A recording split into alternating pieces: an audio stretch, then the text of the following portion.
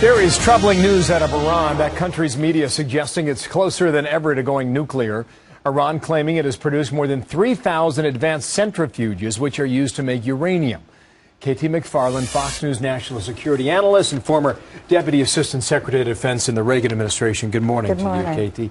The number 3,000, is that important? Is that significant? Why is that a headline? It's not significant in and of itself, but it's significant in what's happened in the last 2 or 3 weeks with Iran. Because there are a lot of early indications now, I think, that they've decided, they've made the decision, they're going for it, and nothing's going to stop them. What are those indications? Okay, these new centrifuges. A centrifuge is basically like the spin cycle in the washing machine. You spin it a little bit and you get the clothes a little dry. Well, that's the uranium you'd use for medical research. So the faster you spin, the higher the quality. You got it. You spin it, then you got enriched uranium. Last week at FoxNews.com, it was reported that a leading nuclear scientist from Iran had traveled to North Korea to watch its latest nuclear test.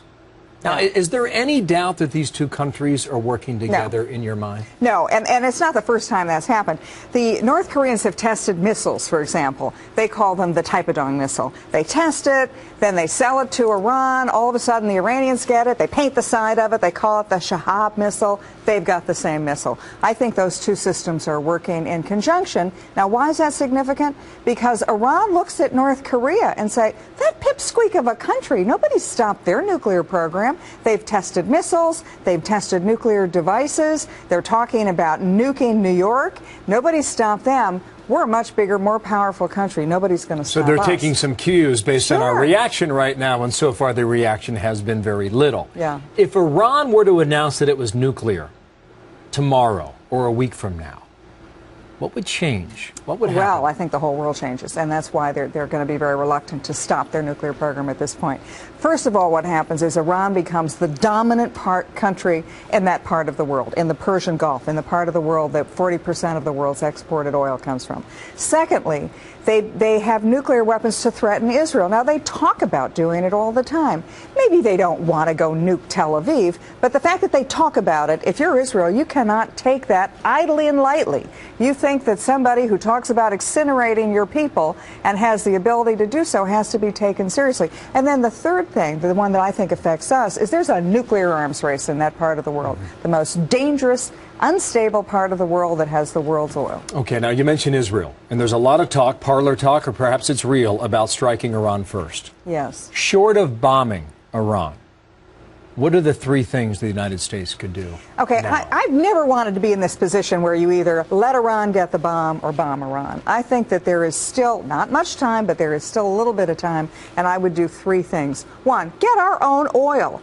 You know, build that Keystone Pipeline, develop U.S. oil resources in North America.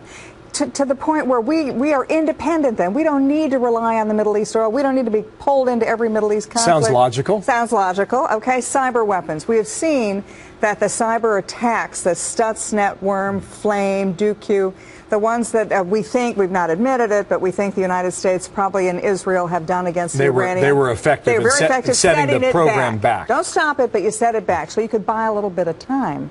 And then I think the third thing, which we have failed to do, and which Reagan did to such great effect, talk directly to the Iranian people. Tell them, look, we want you to be a great power. We don't even mind if you have nuclear weapons. We just mind this Iran, this leadership, these people who have talked about threatening the world and nuking throughout the region, Israel, the United States. You would speak directly to the Iranian people. But didn't a top leader just reject a request from Joe Biden to talk directly? That's why you talk directly to them, because the supreme leader of Iran, and you're so smart to point this out, he's the guy that really makes the decisions. He just rebuffed Vice President Biden's request for direct negotiations. So what the United States should do, our leaders, go over the head of the Iranian government directly to the Iranian people. Let them have their Arab Spring one more time. Wow, appreciate your input. Thank you, KT. Ben. We'll talk to you later in the week, all right? Thank you. KT McFarland here.